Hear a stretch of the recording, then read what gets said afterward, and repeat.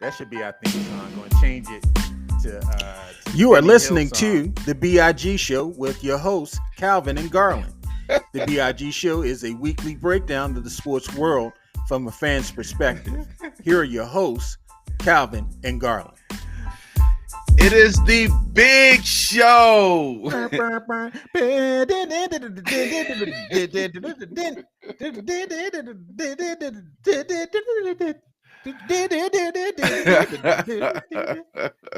All the people my age, you know that song. If you heard that song playing out of your parents' room on a late Sunday night, it was Benny Hill. Great comedy. Go ahead, Calvin. I'm Calvin. The music director on the show over there is Garland. And we're back. It's an early Saturday morning for us. Like, and I usually don't do Saturday mornings, but I the landlord gave us special permission. I got up. The landlord gave us special. We had to go through. We had to bow down at his tricycle. We had to kiss his X-Men toys. Please, Mr. Landlord, please, if you allow Pop Pop and Pop Pop's friend to record on Saturday, please. And he granted our wish. Yeah, that's because I got to pick him up later, so I had to make sure. Like, I had to make sure I was up. Pop, you pick me up later. You can go ahead and do it. That's exactly what he said. Hey, we are live on YouTube right now. We're on all the podcast platforms, and if you have Spotify, you can see our beautiful faces on there when I drop the episode. First, I want to apologize for anyone that listened to the podcast last week, where it somehow cut off. Yeah, if you watched it on YouTube or you saw it on YouTube, you saw everything, but for some reason, the platform cut it off at the end, which is crazy because we were offering all of our podcast listeners $5,000 if you called it. We were wondering why no one called us with the correct phrase. We do that once every 10 years. The so phrase that maybe, pays. maybe between now and 2035, you all will get it again. But yeah, unfortunately, y'all missed out. Yeah, so sorry about that. What's going on, Garland? Bro, everyone, I was telling Calvin in the pre-show that I went out last night. Very rarely. I'm a little long in the tooth, and so I was birthday party for a family friend. Happy birthday, Terry. She don't listen to the show, but I'll just give her a shout out anyway. And it was at a local restaurant in Baltimore because we don't really have any clubs per se that cater to African Americans on a consistent basis. And so a lot of times what restaurants do is they're a restaurant from about, during regular lunch and dinner hours. And then about 10 o'clock, they turn into a club. And so this place, which was one of your more popular seafood restaurants called Moe's, is on it's in Baltimore County. At 10 o'clock, it turns into a club. And so we stopped by and to wish Terry happy birthday. And man, the music, I'll say this. I don't want to sound like the old man yelling at the youth and, get out my yard and stuff like that. But I will say that definitely the strip club music is now the popular music. Because every song that played, I don't know how many women got out there and started twerking. Every song. They're very fast, high BPMs, and it's about throwing your booty. You got good P, you got good D, swing it in a circle. I was like, okay, I guess they're not going to be playing any KRS-One, any public, something I can rap to. They try, and then everything they just play it for a minute. So you better have a strong music library because they just playing clips of songs. Ain't no blending, ain't no none of that. It's like I'm like, the strip club is now. Yeah, I'm sorry, I'm old. Garland, stop being old, sir. I'm old. Listen, because don't act like Luke Skywalker, he's pop Luke that now. Yeah, exactly. Don't act like move something. I want to rock. Don't act Yeah, my like boy this used to song. love Luke. He was Luke Skywalker. Then he wasn't even Man. Luke. He was Luke Skywalker. My boy used to love Luke. But I'm Exactly. So saying don't that act was. like But Cal, all right, no. that probably played a lot for for your age group. But for It my did. age It group, did. it was something they didn't really even play. It was just something we listened to back at the dorm or our parents Yeah, to laugh with. It was like a but Richard Pryor album with rap. it was, but that's because that was before rap. See, y'all was listening to it in regular songs. You trying to Yeah. tell me Millie Jackson wasn't saying, "Let me see that dick"? You trying to She tell was me? for our parents, but they didn't let us listen to it.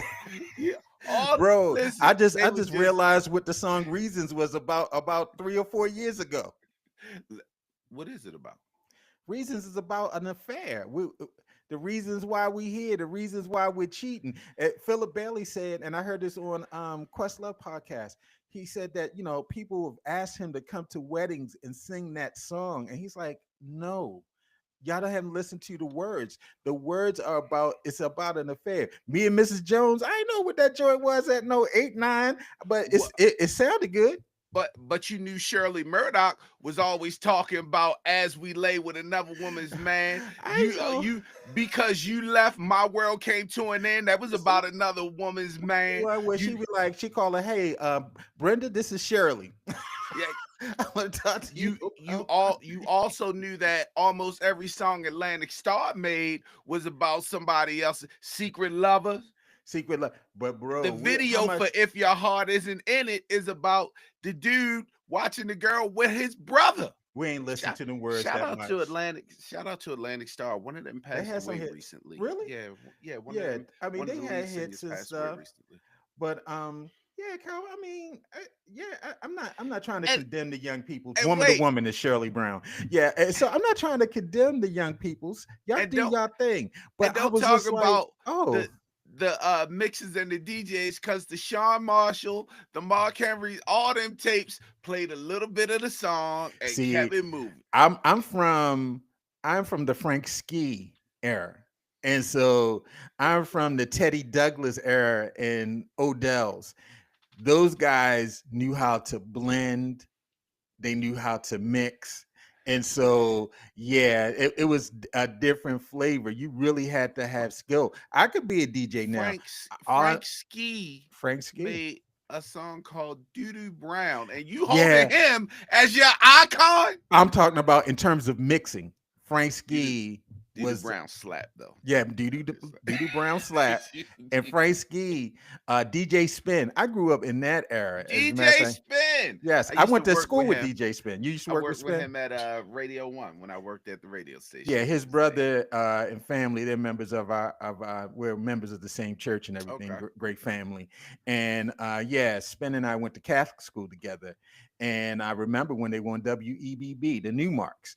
It's him and several of his classmates that I went to school with. And so, Spin, Frank Ski. So I grew up with actual DJs that could blend and that could mix songs. One of my college roommates, DJ Mix, Danny, he was from Richmond.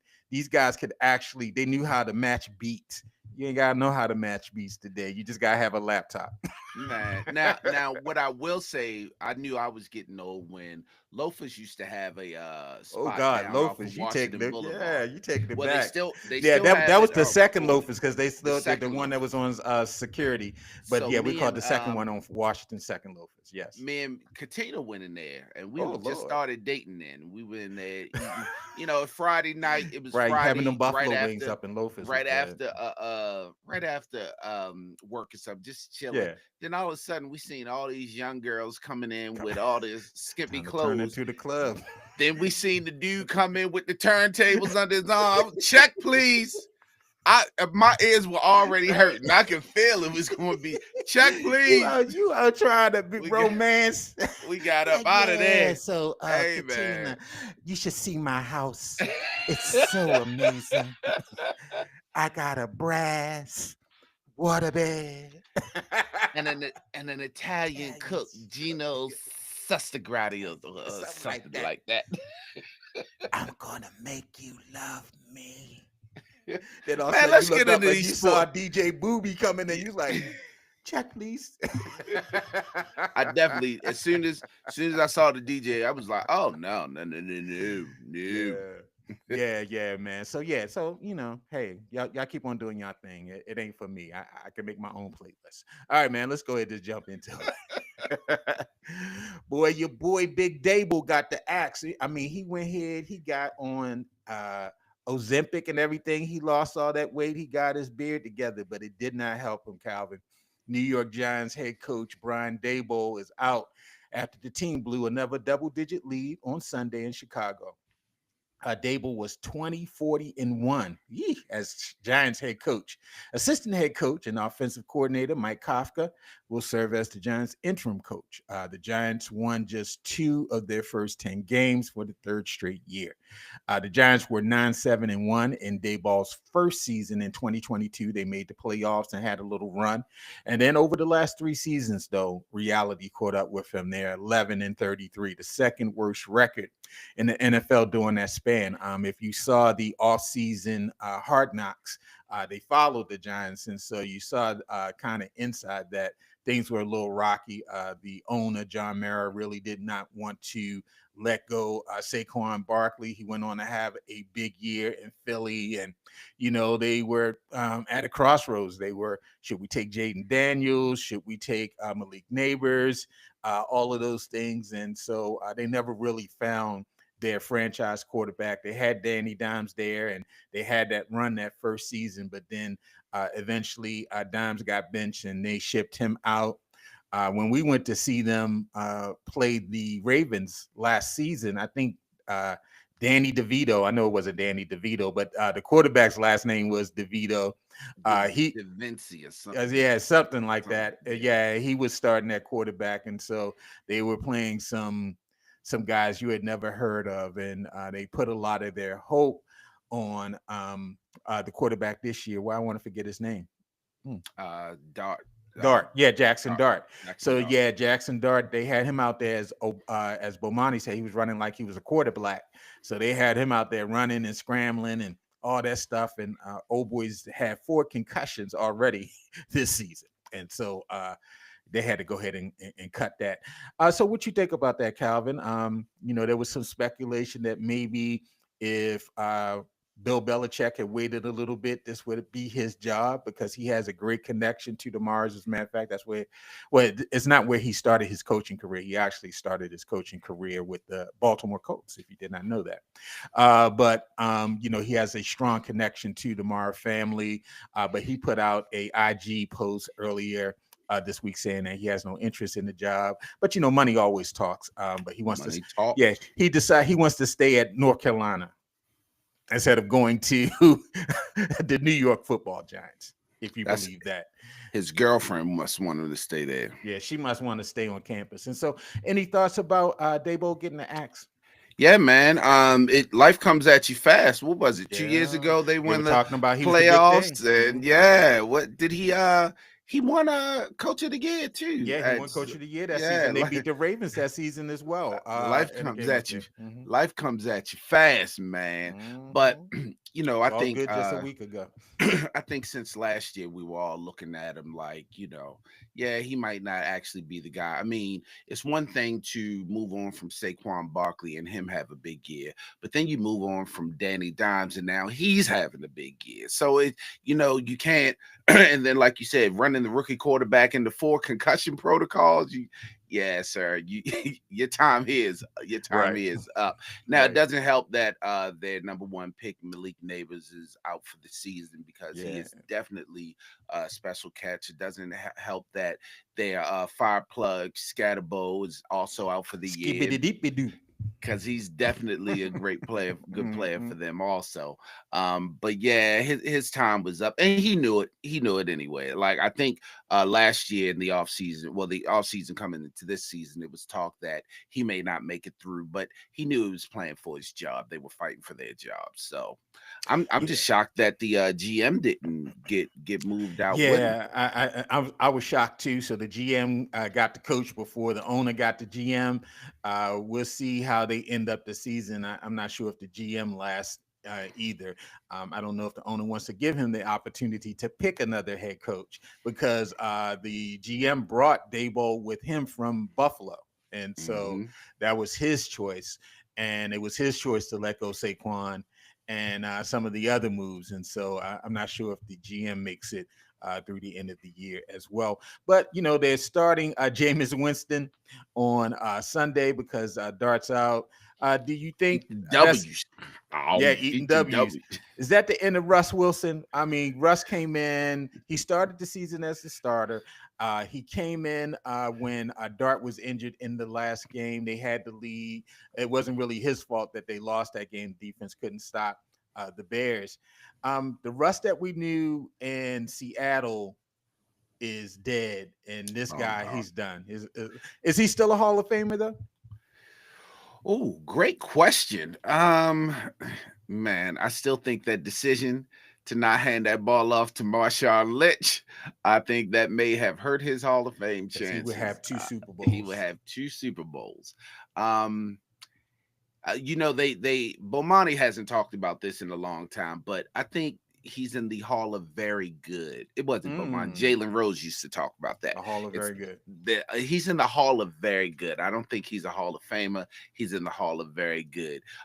Russ needs to find a team with a stable pocket passer that doesn't get injured as much and just ride his days out being the backup, coming in when necessary. His days of starting quarterbacking is over.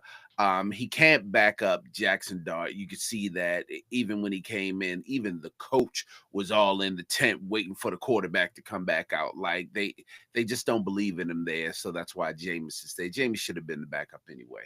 Yeah, man. I don't know if it's the end for Russ, like career-wise, but he needs to find a team with a quarterback that just really sits in the pocket. He would have been a great backup for like a Matt Stafford. Matt doesn't get missed too many games. Just somebody but Matt is old too. I guess you don't want him. Somebody that's not going to miss a whole lot of games. Doesn't run. Maybe golf. He could be back up in Detroit. You know what I mean? Right, Just right, right, somewhere where you can sit back and just chill. right. Okay. So we see what happens with them. But good luck to them in their future and what happens with that team. The Ravens, they baptized the Vikings in the water of Lake Minnetonka last week. Calvin was there. In the Ravens' 27-19 win over the Minnesota Vikings, it was their resurgent defense and not their MVP quarterback that led the charge. Baltimore recorded season highs of 2 interceptions and 12 quarterback hits. They had a couple sacks as well. As the defense is starting to look like the team's units of old once again. Calvin, what was your experience going up to US Bank Stadium? Calvin went up there for a great weekend. He took in the Twin Cities, the city of Minneapolis. And so tell us a little bit about your experience up there, man, and what you saw. Yeah, man. So for anyone that's ever been there, you got to stop by Mall of America. On the outside, they don't really, like if it was in Maryland, you would have signs 16 miles away saying Mall of America this way. Right. Minnesota doesn't have that. Minneapolis did not have that. It's just kind of underwhelming. They're like, oh yeah, here it is right here. Like when you walk in, it's just a little small sign. They got different wings, northeast, south, and west. And they're all it's really like 4 malls all put together. But the main attraction is the amusement park in the middle of the mall. And when I say amusement park, like it's something you can't even scale to imagine. Just think of like the Maryland State Fair, but all inside of a mall. Like Wow. it is that they got rides, they got water rides, carousels, Ferris wheels, climbing walls. They got all kinds of stuff in there. So we're gonna go back to see that. We also got to see game 1 of the NBA Cup for I forgot Oh, what wow. Yeah, division that's it right. That's was. right. That's right. It was the Timberwolves against the Jazz. We were afraid that Anthony Edwards wouldn't come back because he was hurt 2 weeks prior, but he came back for the Knicks game, the game before that. So he was back full fashion. He jumped out first quarter. He scored, I want to say it was 12 of their first 14 points. He was doing Ant Edwards things. They blew out the Jazz. By halftime, the game was over. Actually, by the end of the first quarter, the game was really over. So we got to see that. And the stadium, man, Let me tell you something about US Bank. First of all, it looks like a spaceship from the outside. Wow. When you go inside, the accessibility is pretty easy, but they do their little skull chant, and when they Yeah, that's introduce cool. their players, they got the little smoke coming, and they come out like a pirate, a Viking ship, and Oh wow. yeah, they just run out like normal, but it's kind of like a hmm Viking ship. But man, why do they drop snow flurries inside I of their saw one stadium? of the clips that you posted on your Facebook. I was like, "What's that falling behind Calvin and Bruh. Katina?" Snow flurries, like literal snow. Wow. We sitting there like, what the fuck? Because it was flurrying outside. And Right. then when we were like, damn, they dropping in the game. That shit was Wow. off the charts. It was hot. And Minnesotans are nice, man. We sitting there yelling and screaming. I think they barely stood up. They don't even, Wow. they enjoy the games, but they don't enjoy the game. You know what I'm Right. saying? Right. Like they enjoy it. Did they have accents like the movie Fargo? Like, hey there, guy. We did not. It's funny you said that. We were thinking about that going in there, but Right. no, we didn't. I tell you what though, their airport, when we left on a Monday morning, usually pretty busy time, like, and hmm we get to the airport. I mean, literally, it didn't there was hardly anyone in there. Wow. Like their airport is so calm and serene. It hmm ain't nothing like that BWI Thurgood Marshall shit we got Boy, out here. everybody Like on it that early is. flight. Yeah, it is calm and serene. And we just went and hmm sat down. It was real quiet in there and just like, damn. But nah, man, Minnesota's a good place. We have to go back because we did not get to Paisley Park. Apparently, a group of Ravens fans, I believe, be more around town, brought up all the Paisley Park tickets the Wow. entire weekend. So we did not get a chance to go down to Paisley Park. But we definitely want to go back. Want to take the landlord to Mall of America and want to see Paisley Park. Okay. But it's a nice place, decent place. As a matter of fact, Mall of America was built on the old Metropolitan Stadium where the Twins played. It was their Oh, outside stadium before they built the first indoor stadium for the baseball and football teams. And then they tore that down to build those um, were the Metrodome, weren't they? yeah, that was the What they? Metrodome. Yep, you had the Metrodome, and now you had two separate stadiums for those teams. You have a outdoor. It's crazy. You have an outdoor stadium for the Mm-hmm. baseball team and an indoor stadium for the football team. But you don't want to be. I don't know how they did it that year that they played at the University of Minnesota while the new stadium was being built. Your boy. Oh my God, he was the backup. He was the black quarterback at Louisville before um, Lamar Jackson. He used to wear the gloves when he quarterbacked. Oh my God, he's a high school coach now. But anyway, nonetheless, he Dante got Culpepper. not Culpepper. He was a small, Oh, Teddy Bridgewater. yeah, Teddy Teddy Bridgewater. Bridgewater. Yeah, he caught a concussion in that game against, I think it was the Rams. His head hit the turf because they playing outside. It was like they were playing on cement. Dude hit him. His head hit that turf. He was done for the rest of the game. As a matter of fact, I think they wound up losing that playoff game, as a matter of fact. So, anyway, nonetheless. And so let's talk a little bit about the offensive performance. It was kind of a little low key offensively for the Ravens, particularly in the first half. It was a little slow. I mean, they got really just 3 field goals out of the first half, no touchdown scored. Lamar had a kind of like a unassuming day. He was 17 for 29, 176 yards, 1 touchdown. Uh, they just didn't seem like they could protect him. He was running a lot, especially coming up the middle on some blitzes and all. And so he really faced an aggressive uh, Vikings defense.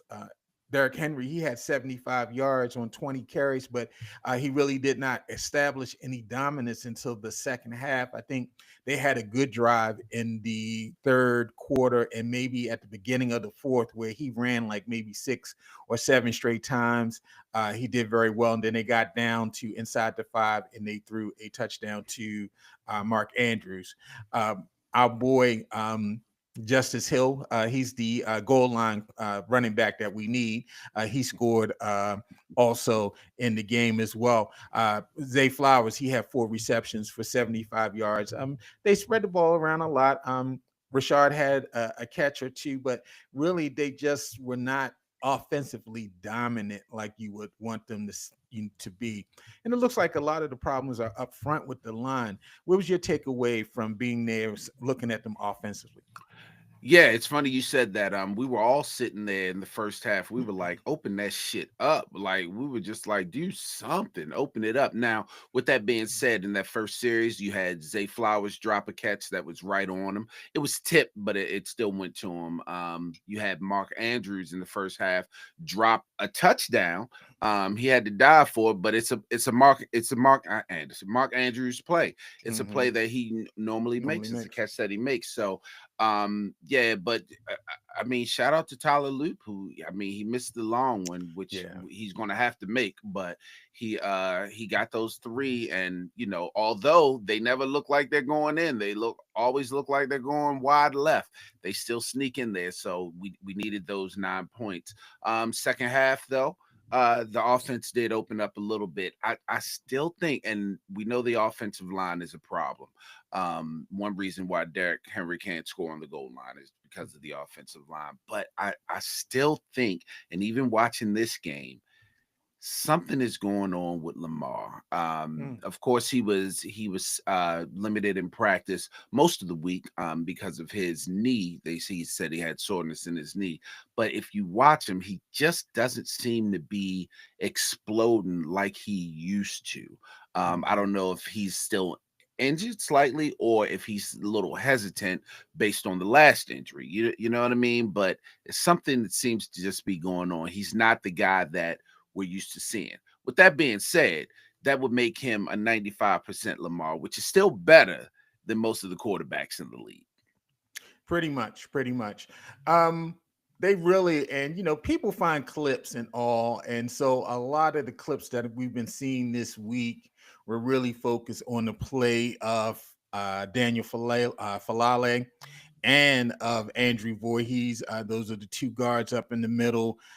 We saw a lot of plays with Falale missing blocks, missing assignments and all, and just being in the way pretty much on a couple of plays.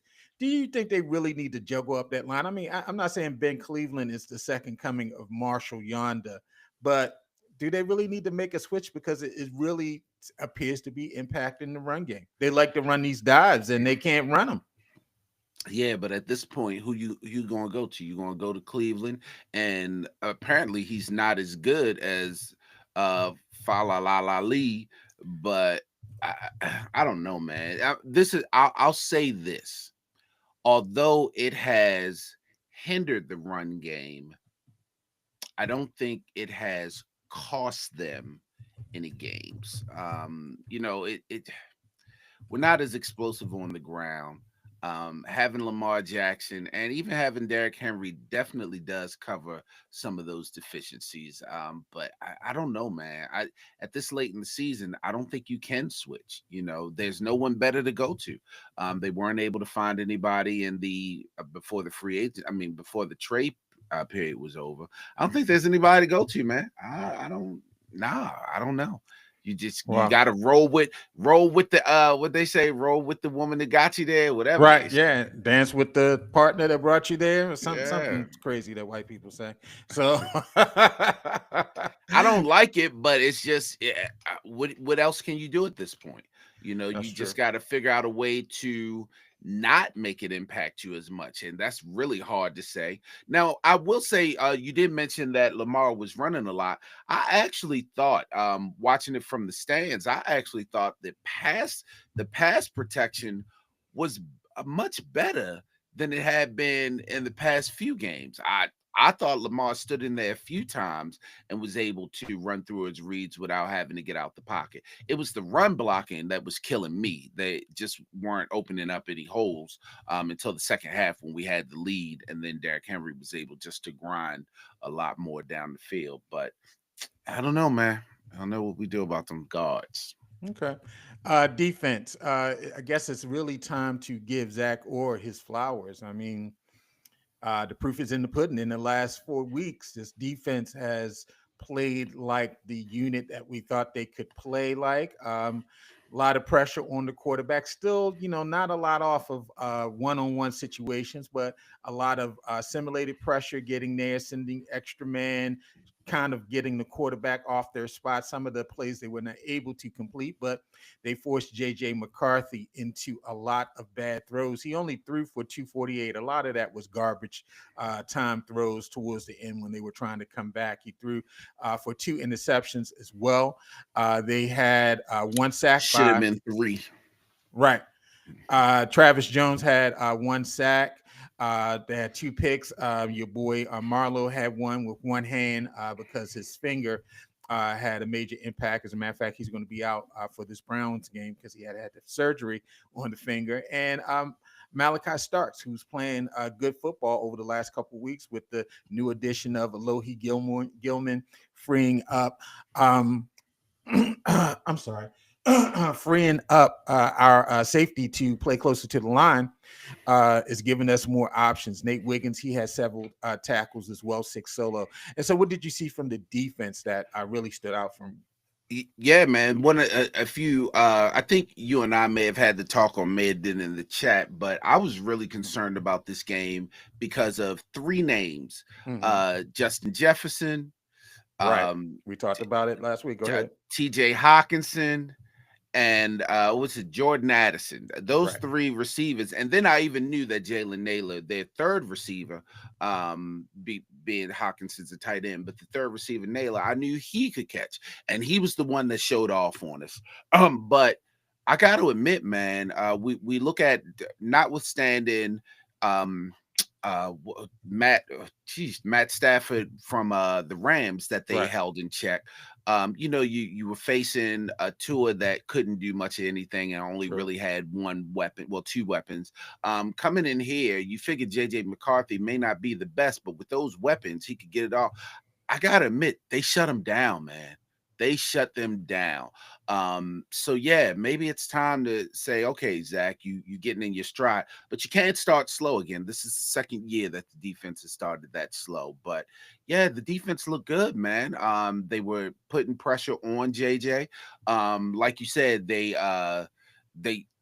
most of those yards were at the end. Now, I am mad at Wilkens because that last Naylor touchdown should not have been a touchdown, but Nate stopped running with him. He gave up on the play, and next thing you know, he turned around and there's a touchdown. Should be 3 interceptions from the defense because they robbed Roquan of that interception. That was an interception. You gotta get a big man a chance. He secured that. It did not bounce. Exactly. Yeah, on the replay, it was like, yeah, come on. How is that not an interception?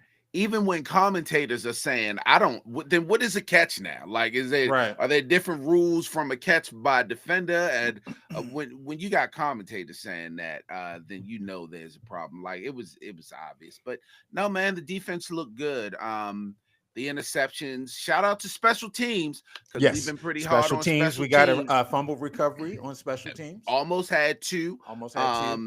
Our punter he's clearing them out now.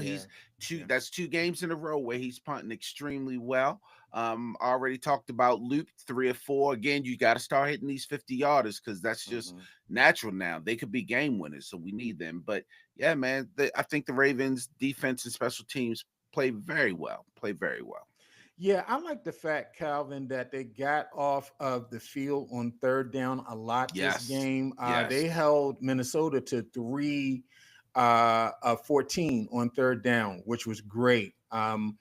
They held them to 2 of 5 on the 4th down tries, which was excellent as well. They had a low penalty game, only 5, a total of 5 penalties for the game.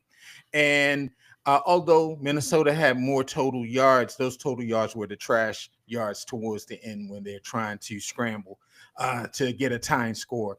Overall, I just thought it was a good game. Of course, you would love more fireworks out of your offense, but you just got to win. You got to be like Al Davis. Just win, baby.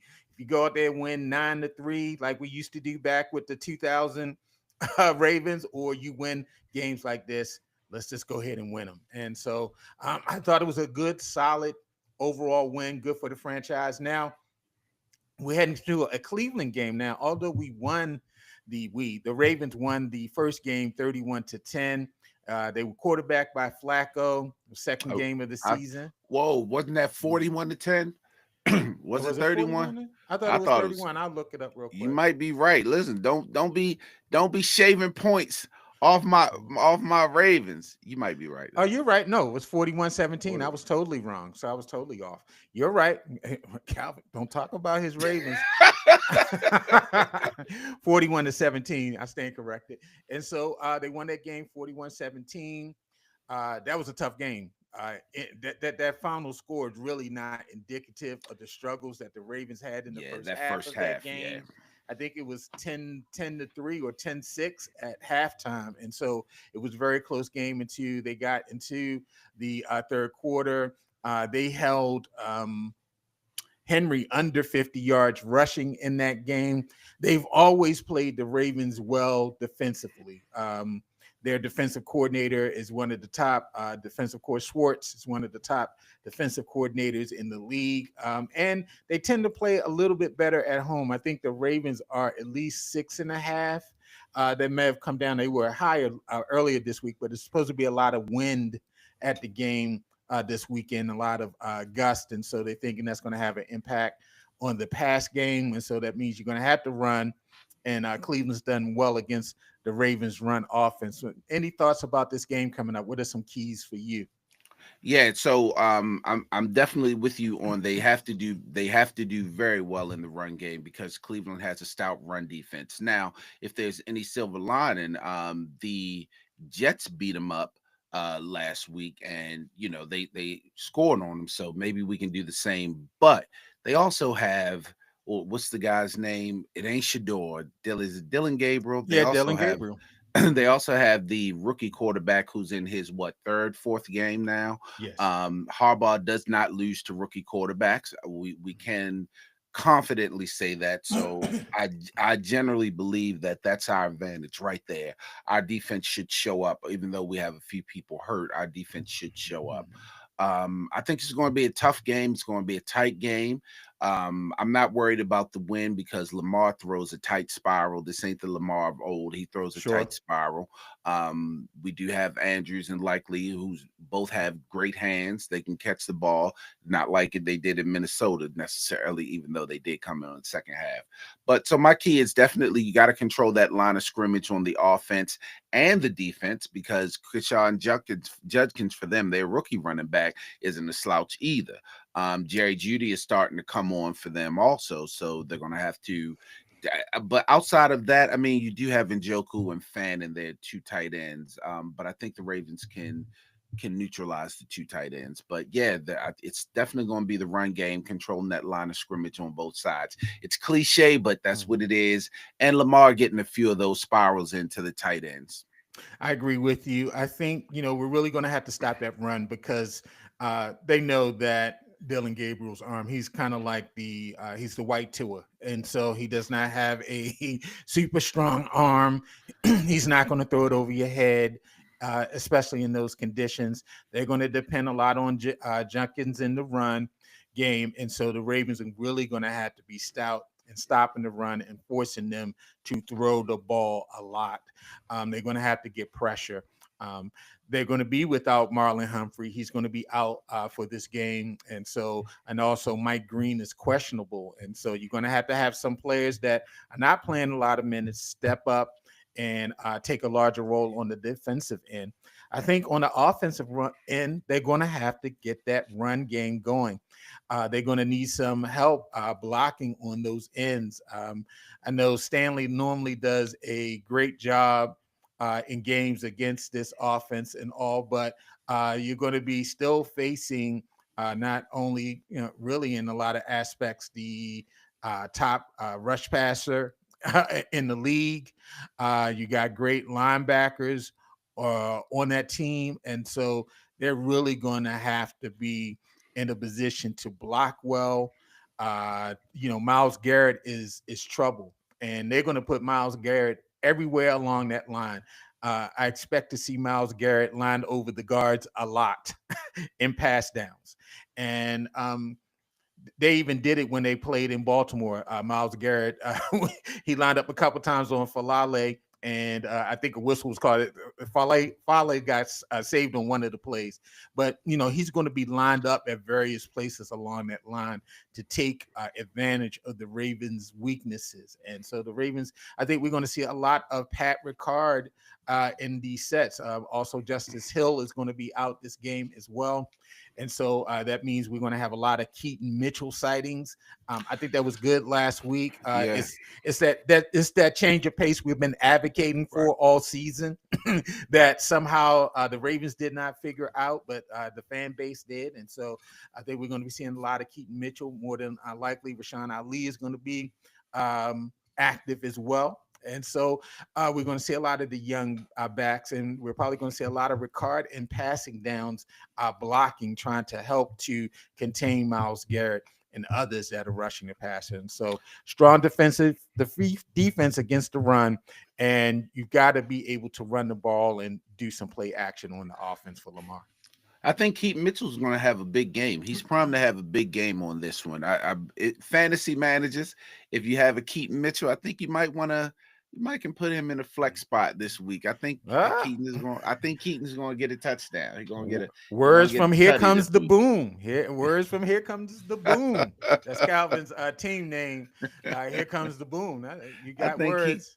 I think Keaton Mitchell's going to get a touchdown. I also said that Wester was going to get a punt return touchdown last week, and I don't even think. I think he did run. He did run a couple of them. He didn't line up together. Let me get my line up together. Lamar the Marriott. Let me get my line up together. So I should have talked to him in the guillotine, but I could talk to him. I'm still alive in the ESPN. So crazy this. Yeah. So good. What's your final score prediction for this game? Oh, wow. What did I say? I think I said 24-20 for the Vikings game. I wasn't too far off of that. Yeah, you said Vikings 23-20. 23-20. Yeah, I wasn't too far off of that. Wow. This one I'm seeing 20s again. Wow. I'm gonna go 24-10 Ravens. 24-10 Ravens. 24-10. Okay. And I'm got the Ravens with 2 touchdowns. All right. I'm gonna go 21-10. Okay. I think they can get 3 touchdowns. I think, they might give up a score, but I think they can hold them to a field goal. I think they can too. Yeah, I think they can too. Okay. All right. Before we get to Pigskin, pick them a couple other NFL notes. Word on the street is that Frosted Tips could return to the Bengals by Thanksgiving. Cincinnati Bengals quarterback Joe Burrow, who hasn't played since week 2 after having surgery to repair a turf toe injury to his left foot. He's returned to practice this week in a limited capacity. He's been on injured reserve since September the 16th. Burrow stated that he thinks he would be ready to play by the Thanksgiving game, which will be here in Baltimore versus the Ravens. Should Ravens fans be concerned? So you don't want now that the AFC North is alive, it's wide open. If the Bengals can beat the Steelers, which we all want them to do this week, I think Joe Burrow is coming back, and of course we should be concerned. Burrow with Jamar Chase and T. Higgins has always been a problem for Baltimore. So now what hasn't been a problem for Baltimore is when Burrow goes up against Lamar Jackson. Lamar Jackson usually shreds and beat. I think he's whatever and 1 against the Bengals. He's 5-1 against Burrow in head-to-head games. Yeah, so that shouldn't be a problem, but you never know. I mean, last year they came in and it got down to the wire. They 2-point conversion would have won the game for the Bengals, and it was a failed 2-point conversion. But the last few minutes, of course, Burrow to chase. I mean, they were killing it. So yeah, we should not just us should be concerned. The AFC North should be concerned also if Burrow comes back. But I think if Pittsburgh puts them away, which I don't want, I want the Bengals to win. But I think if Pittsburgh puts them away, that's another. Do we really want to bring Burrow back in the lost season? So we'll see. Okay. I'm not afraid. I'm not concerned. The Ravens, like I said, they play well against Burrow with Lamar at quarterback, 5-1 record. They've swept them the last 2 seasons. And so I think, the Ravens. Now, if this was the Ravens defense from the first 5 games of this season, playing them on Thanksgiving, then yeah, I would be very worried. I do think it brings back the possibility of keeping Cincinnati alive in the AFC North. In terms of the playoff picture, Pittsburgh's is looking a little shaky. They're very upset with Aaron Rodgers up in Pittsburgh. He looked old against the Chargers on Monday night.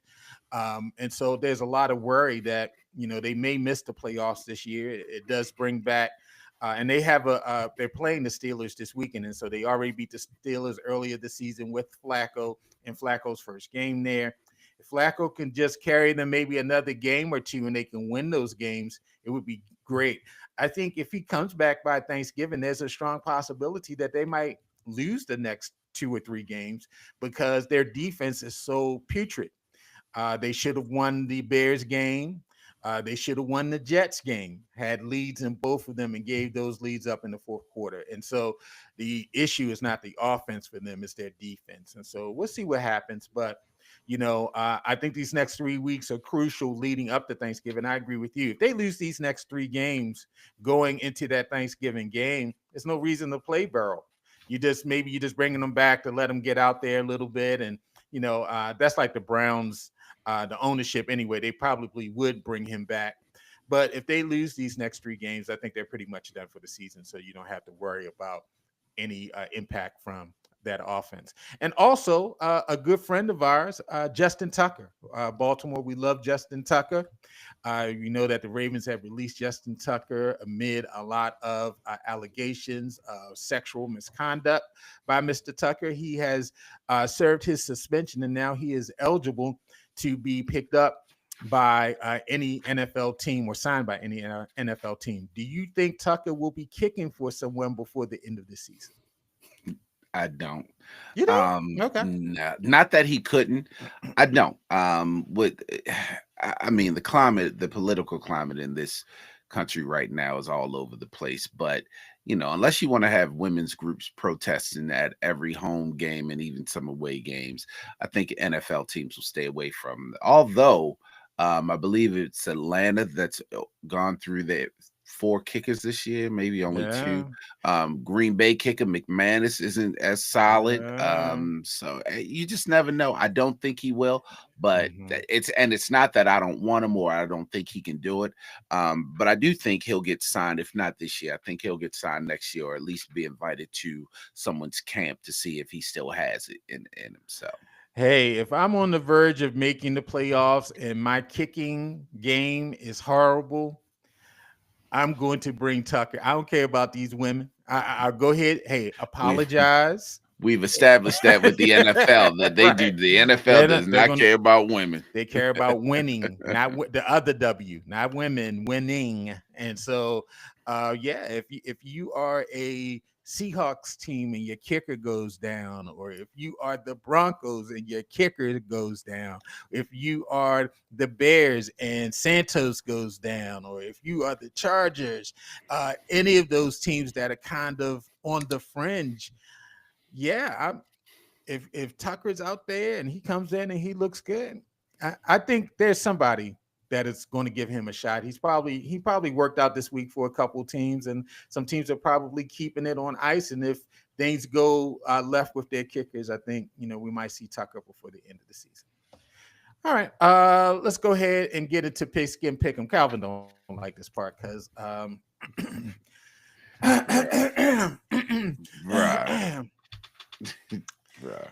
The cream. First of all, I was in Minnesota. When we did the picks, I was on my way thinking about traveling, so I wasn't even really thinking about the government shutdown and exactly, and the planes, and I wasn't even TSA in my and right all that mind stuff and shit. So man, fuck this shit. Yeah. All right, we were 2-1 last week. I was 2-1. I won the week 2 games to 1. Calvin's won. He correctly called the Chargers Steelers game. I had the Steelers. He took the Chargers. That was a Sunday night game, not a Monday night game. I call Eagles over the Packers on the Monday night game. It was a close game, and Eagles pulled it out at the end. And the Jets, I called the Jets over the Browns. And so, Fucking sorry ass Browns. The Browns are so sorry because I watched that Thursday night game, and I'm telling you, the Jets need a quarterback. Jets like are horrible. the Jets are hard. I was like, how did they win that game the other day? Because they are horrible. I'm Justin Fields has less than 700 yards on the season. Less than 700 passing yards on the season. He missed so many open receivers. I was like, oh my God, these guys are horrible. And I guess that lets us know how horrible the Browns are. Because I'm like, this guy, and it was a 27-20 game. Actually, the Browns was in the game. That's why I said the Ravens better not have a problem tomorrow in this game. And the Ravens' next two opponents, the Browns and the Jets. And the Jets, which, sir, y'all, you know what? Don't even get me to yelling at them because. All right, man. So let's go ahead and Pigskin pick them. You didn't get our Thursday picks, but we both picked the Patriots to win that game, and they did. And so Calvin and I were both right. And so let's go ahead and run through our picks. I think this is the Madrid game, and so the DC Commanders, they will be playing the Miami Dolphins in Madrid. Who you got? I'm going to take. Is it the Dolphins? Yeah. Mm-hmm. They're playing the Dolphins. Let me take another look. Yeah, they got Mariota quarterback. Yep, they playing the Dolphins. I'm gonna give Tua the nod on this one. Let's get the Dolphins a win in Madrid. Okay, I'm gonna go with the Moes. All right. Panthers, they head down to Atlanta. As soon as they get out of Magic City, they'll be playing the Falcons. Who you got? Yeah, Carolina is just. They're so unpredictable this year. They're up and down. I mean, mostly and down. It's not like Atlanta is predictable either. Both teams are really. Yeah. And Panthers won the first matchup in Carolina. I think, and didn't they beat them like 30-0? Yeah, as a matter of fact, a couple coaches got fired right after that game for the Falcons. Yeah. But I'm gonna give the Falcons the revenge game. I'll take Atlanta in this one. All right. I'm going to take the Falcons as well. The Bucks, they've lost the last couple games. They head up to Buffalo, who are going to face the Bills, who lost last Sunday to the Dolphins. Big game, but I'm taking Buffalo at home. Yeah, Buffalo, they own home. I'm going to take the Bills as well.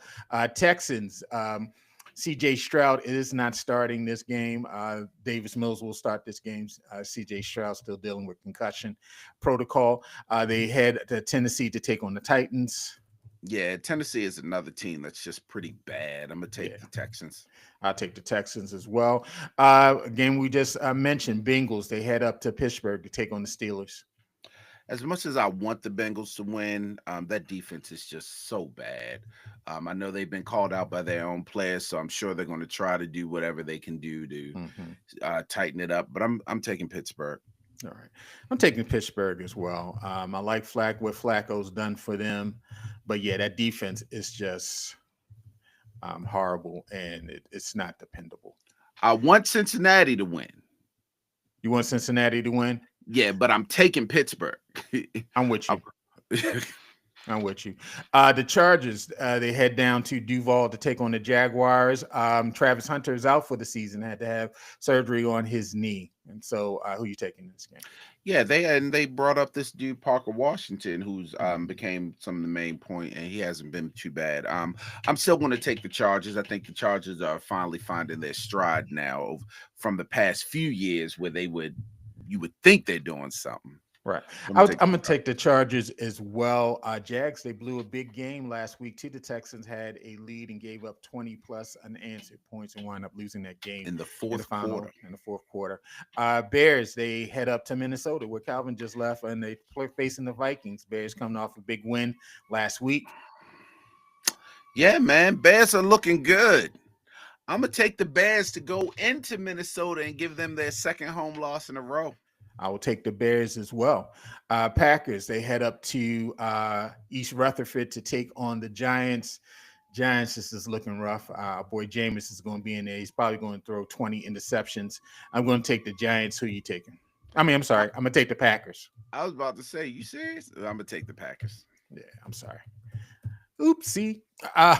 Seahawks facing the Rams in the battle for the NFC West. It's going to be a good game. Both teams are battling for first place and possibly the number one seed in the NFC for the playoffs. Who you got? Yeah, this is going. I thought about this game a lot. I went back and forth, especially with Devontae Adams' health. I think he's slightly injured. Um, Matt Stafford is playing out of his mind, but the Seahawks defense is really good. I think Sam Darnold's going to Sam Darnold. I'm going to take the Rams. Woo. All right. They are playing at home. I'm going to take the Seahawks. I think they got a portable game. I think they can pull this one out. Niners, they down in Arizona to face Lil Man's team. Lil Man ain't playing, but Jacoby Brissett is. Who you got? Yeah, Marvin Harrison. And Brock Purdy returns to starting quarterback this week. And Marvin Harrison is going to be out. I don't think Brock Purdy makes much of a difference. I really think they should stay with Mac Jones, but I'm still take the 49ers. Okay. I'm going to take the Niners as well. The Chiefs, they head out to Denver to play the Broncos. Broncos pretty much are running away with the AFC West. And we talked about this a couple seasons ago. I said that because of the increase in the better quality of coaches in the AFC West, that, the Chiefs are not going to run that division anymore because you had Harbaugh, you had Peyton out there. Now that you have Carroll as well, although the Raiders haven't exactly turned, we're seeing a turn in that division. So who you got? I'm going to take the Broncos to shut down the Chiefs' chances of making the playoffs. Definitely not going to win the division. All right. So you're taking the Chiefs? I think. No. I'm taking the Broncos. Yeah. I'm sorry. All right. Who you take? I'm going to take the Chiefs. They need this. They definitely need it. They need this. And the hometown special. We're going to take. Oh, you know what? Oh, we haven't got to the Monday night, but anyway, nonetheless, the hometown special. Oh, that's the Sunday night game. I'm sorry, Calvin. I can't see my own handwriting. Trying to get my sheet together. All right, and so the Sunday night game is the Lions and the Eagles. That's going to be a good game. Who you got? Another good game. They're actually going to Philly. I think the Lions can run the ball, which will definitely help them. I'm going to take Detroit in this one. All right. Detroit. It's tough to beat the Eagles at home. I know they're having some difficulties offensively, and A.J. Brown is not happy, but it's real tough to beat Philly at home. Of course, we're taking the Ravens over the Browns. That's a 420. Who you taking in the Detroit-Philly game? I'm taking the Eagles. Of course, we're both taking the Ravens over. We pretty much talked about how bad the Browns are. And the Monday night game, the Cowboys head out to Vegas to take on the Raiders. Yeah, Vegas is pretty bad. I'm going to take the Cowboys. I'm with you as well. It's going to be a lot of points in that game. Cowboys. Okay. All right, let me go ahead and put down, let me review our picks. Calvin's taking the Dolphins. I'm taking the Commanders in that game, and Panthers-Falcons. We're both taking the Falcons. We both take Bills over Bucks, Texans over Titans, Steelers over Bengals, Chargers over Jaguars, Bears over Vikings, Packers over Giants. We split on Seahawks-Rams. Calvin's taking Rams. I'm taking Seahawks. We're both taking Niners over Cardinals. We split on Chiefs-Broncos. Calvin's taking Broncos. I'm taking Chiefs. Of course, we're both taking the home team over the Browns. We split on Lions-Eagles. Calvin's taking the Lions. I'm taking the Eagles. And we're both taking the Cowboys over the Raiders. Right now, I'm leading by 4, 22-18, and I'm expecting to increase by the time we come back next week. When I get these 4 right here, we'll be tied, y'all. So don't worry. All right, y'all. We had real quick, just a couple RIPs. Lenny Wilkens, who was inducted into the Basketball Hall of Fame as both a player and a coach. He died on Sunday. He was 88 years old. Wilkens was a player coach for 4 seasons, second most as a player coach in league history, 3 with the Seattle Seahawks, Supersonics, and 1 with the Portland Trail Blazers before moving to full-time coaching.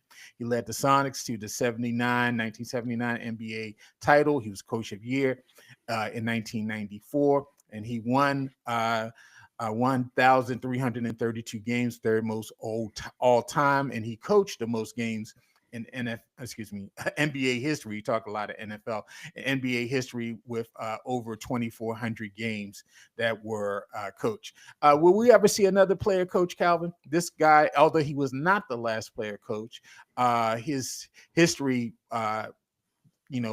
really was known as one of the premier player coaches. A lot of people have floated the idea of maybe LeBron could be the next player coach if they were to do that. Do you think we'll ever see another player coach in the NBA? Oh, you mean one that's actually titled player coach? Because Yes. LeBron is the player coach. Yeah, he's the player GM. Yeah, we don't. Yeah. The only it just depends on the personality. It would have to be a personality like a Anthony Edwards. I could see him saying, "No, I'm running this shit and I'm playing in this shit." Right. Like it would have to be one of those big personalities nowadays because young players aren't the same. But no, actually, probably not. You need somebody with a level head out there that's just going to be like, calm the fuck down. You need somebody with a level head. So yeah, I think LeBron might be probably the only person who could pull that off, like a Bill Russell, type of guy or whatever. And so, yeah, I think, I don't think there's another player that I could imagine. Could you imagine Kawhi Leonard as a player coach, or maybe Chris Paul? But that's about it. He ain't playing no more. Chris Paul, he's on the Clippers. Not if he going to coach. I mean, Chris Paul is on the Clippers. Yeah. But he ain't playing no more. Yeah, I mean, I'm saying, but it said like if he wanted to be a player coach, I think that's probably the only other guy outside of LeBron that might actually help the Clippers this year. Yeah. Paul Tagliabue, who served as NFL commissioner for 17 years, died Sunday morning at the age of 84. He became commissioner in 1989, taking over for Pete Rozelle. During his tenure, the league had added 4 franchises: the Panthers, Jaguars, present-day Cleveland Browns, and the Texans. So the league also went from 28 teams to 32 teams during his tenure. He was elected to the Pro Football Hall of Fame as a contributor in 2020. And I'm not particularly a fan of Tagliabue, who told the fans of Baltimore after the league didn't award them a franchise back in 1993 that some towns are football towns and some towns are museum towns. I guess Baltimore is a museum town. And so he told us to go and build a museum and don't worry about trying to get a football team. What do you think about Tagliabue? Yeah, I think we did build the museum. We call it M&T Bank Stadium, and we've got 2 Super Bowls. So yeah, we did build a successful museum. What you building right now, Paul? Right. What you doing? What you doing right now? He building mansions in heaven. What you doing, sir? Yeah. Hey, man, he was great. He was great for the game, but fuck him, because anytime you shit on Baltimore, we don't forget. We don't care how much credit you've earned since then. We don't give a fuck. Fuck you, Paul Tagliabue. May rest well.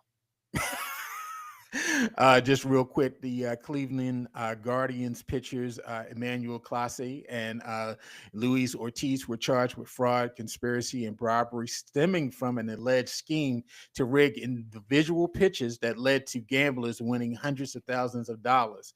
Clase arranged with a bettor as early as May 2023 to throw specific pitches for balls so the gambler could place prop bets and profit.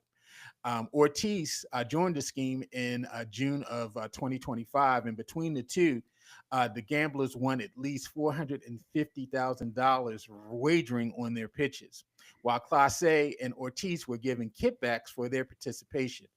Both of them face up to 65 years in prison for these charges. We've talked about gambling and the impact of this gambling and these prop bets probably since we've been doing this show. And so, I mean, this was going on as early as 2023 is being alleged, Calvin. read online in one of the articles talking about this, that one of the pitches Clase threw, it was a ball, but the batter swung at it and it messed up the prop bet. So, any thoughts about this? Yeah, every week we're gonna find somebody gambling because it's just what happens now. When we gonna investigate hockey, hockey should be let's investigate hockey. Next. Tennis. Next. Let's tennis. Tennis Backgammon. Anything that you could put major money on is coming out. Well, I want to say what's hockey the winner? Because people don't watch hockey. What's the winter Olympic sport where they do the where they had the thing out and we need to investigate swimming, investigate swimming. They shave in seconds. Hey, man, nobody watch hockey. I'll talk more about it later. Okay. Now, I mean, we're at the point where everybody loves come on, yo. So, Cal, go ahead, lead us off. I do have a come on, yo, and this is later, y'all. So let me talk about this scandal with the Cleveland Guardians. Come on, yo. Let's start digging into everything. Let's start with Yanier Cano, Charlie Morton. They asses was throwing some bad pitches too. I know they had to be prop bets. What was the over under on what's our guy name? Our shortstop. What's our guy name? Gunnar, what's the over under on Gunnar Henderson errors in 2024? Yeah, they should have had those. Investigate that. But you know what? Let's not start there. I wrote some of these names down. Lee Evans, he should have caught that motherfucking ball. Hey, investigate that. Billy Cundiff, wide left. Listen, sir, you was right there. We need to investigate that. But let's not. Speaking of kickers, Scott Norwood, come on. How many Super Bowls you going to lose for the Bills by missing them kicks? Al Del Greco, you lost some for the Titans. Lost some games for the Titans because you was right up there. Bill Buckner. Now, you know damn well you should have caught that ball. Let's start investigating all this shit. I think the mob is behind everybody. Nick Anderson. You remember when Nick Anderson was in the finals, missed 2 free throws, got the rebound, foul, and missed 4 free throws in a row to lose that game. Investigate Nick Anderson. You remember Charles Johnson on the Knicks? Remember they were playing the Bulls? He kept getting the rebounds and missing the listen, I'm telling you, hold on. I got to investigate somebody else. Timmy, I went to school with. We had intramural games in high school. This nigga missed 3 layups. I know Timmy was shaving points. Come on, yo. Let's investigate everybody. Everybody. Come on, yo. I have to admit, when I played with the Grays, the ball was hit up the middle. One that I got to, I threw it to the wrong base on purpose. Ain't this some shit? I can't believe you cost us a league T-shirt. Right. I cost us a Howard County League championship T-shirt by throwing the ball to the wrong base.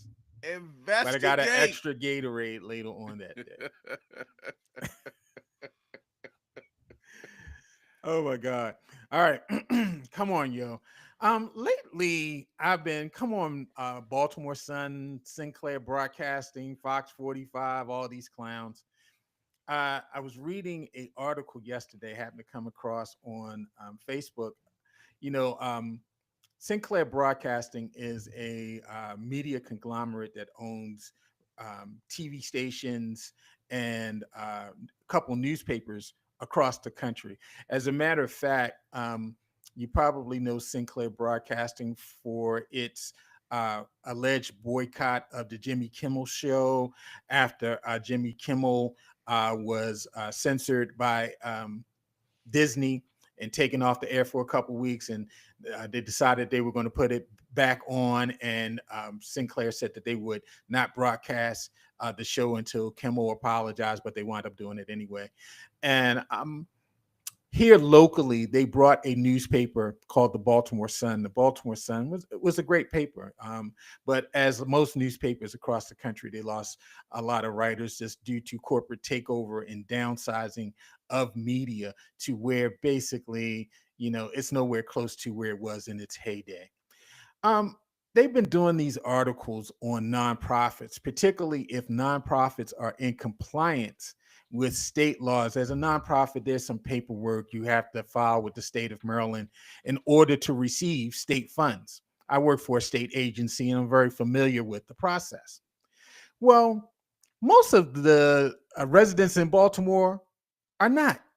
And so the way that these articles have been portrayed as if the state is just giving money to these organizations that support the Governor Westmore, or the mayor of Baltimore City, Brandon Scott, and they're not making sure these people are in compliance. But when they say how many are out of compliance, only 8% of nonprofits have been out of compliance. So that means at least 92% are in compliance. But, of course, that doesn't mean anything to Sinclair Broadcasting or the Sun. So the yesterday they had an article, Calvin. It's a nonprofit. We for Us, I think it's the name for us. It's the name of the organization, We for Us, and they do mentoring with Department of Juvenile Services with youth throughout the city, and they won a multi-million-dollar contract to work through DJS, and it's led by a black man. I don't know him personally, but I know of him. I'm not going to say his name. Well, they did a shock journalism interview with him, and where they've found out that the guy, he personally owes the government over maybe $100,000 in taxes. And so they was like, how can you receive a government contract for several $1,000,000, but you personally own over $150,000 in personal taxes? Well, sure, because it's going to the organization, not to the person personally. He's not getting a $6 million contract from the state. And so he's not handling the money, the organization is. And then, Calvin, they pulled out the fact that the man was going through a divorce, and the wife alleged that he had multiple affairs and that he withheld these tax liens from her and all this other stuff. I guess my come on, yo, is that we got to start boycotting these media outlets, these Sinclair. I don't do a lot of Sinclair watching their stations locally here. I don't subscribe to the Sun anymore. I did. And I did because my father liked the newspaper, having it physically in his hands. He's probably the only person I know that likes a newspaper, that gets a newspaper delivered to him. But we are now in the era, man, when people are just putting out outright lies, and it's being accepted as truth. They say if you say a lie often enough, people will accept it as truth. And so that's what Sinclair Broadcasting has been doing. That's what the Baltimore Sun has been doing. They've been purposely putting out lies and having people eventually believe that is true. And so we got to do our own education, do your own research.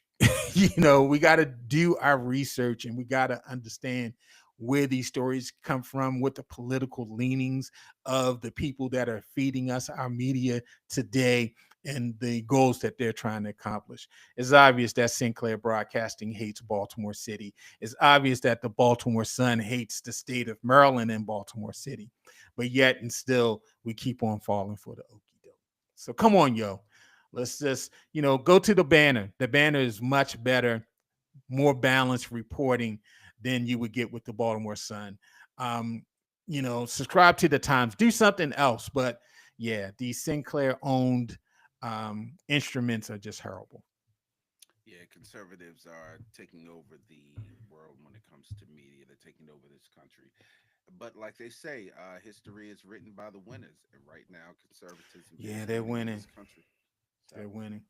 All right, man. Hey, man. Another good episode here on a Saturday morning. I'm gonna do my best. I gotta drop it sometime today, or there's a Spain game early tomorrow, so I gotta drop it today tonight. Yes. Hopefully the landlord will let me yeah, we did not ask him permission for that, so hopefully he will allow it.